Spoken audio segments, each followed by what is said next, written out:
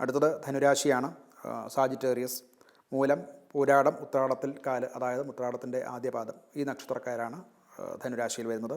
ഈ ഗൃഹസ്ഥിതി പറഞ്ഞാൽ കുജനും ബുധനും 12ാം ഭാവത്തിലും സൂര്യശുക്രന്മാർ 11ലും, 3-ൽ രാഹുവും 4-ൽ ശനിയും, അഷ്ടമത്തിൽ വ്യാഴവും 9-ൽ കേതുവുമാണ് ഇവരുടെ ഗൃഹസ്ഥിതി. വിദേശ ബന്ധങ്ങൾ മൂലം, അതുപോലെ ഗവേഷണം നടത്തുക, ഇങ്ങനെയുള്ള കാര്യങ്ങൾക്കൊക്കെ അനുകൂലമായിട്ടുള്ള കാലമാണ്. അഥവാ അങ്ങനെയുള്ള പ്രവർത്തികൾ ചെയ്യുന്നവർക്ക് അനുകൂലമായിട്ടുള്ള കാലമാണ്. ആത്മപരിശോധന നടത്തേണ്ട ഒരു കാലഘട്ടം കൂടിയാണ് ഇത്. ധനപരമായിട്ട് ആകസ്മികമായിട്ടുള്ള പെട്ടെന്നുള്ള ചില ലാഭസാധ്യതകൾ ഇവർക്ക് ഉണ്ടാകും.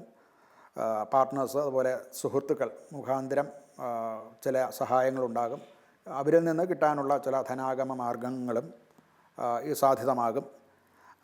ആരോഗ്യം സംബന്ധിച്ച് ഉറക്കക്കുറവ് മൂലമുണ്ടാകുന്ന ചില സ്ട്രെസ്സും അതുമൂലമുണ്ടാകുന്ന ചില രോഗങ്ങളും ഒക്കെ ഉണ്ടാകാം. കണ്ണ് സംബന്ധമായിട്ടുള്ള രോഗങ്ങളുണ്ടാവാം. അത് അങ്ങനെ പൊതുവെ സമ്മിശ്രമായിട്ടുള്ള ഒരു ആരോഗ്യസ്ഥിതിയാണ് അവർക്ക് ഉണ്ടാകുന്നത്.